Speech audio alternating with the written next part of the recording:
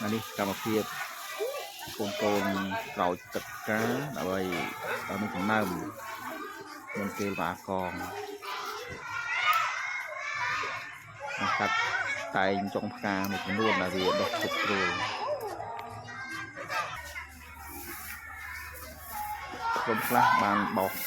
sầm ạt và tục riêng nâng con pha tiếtกระพงดำพกา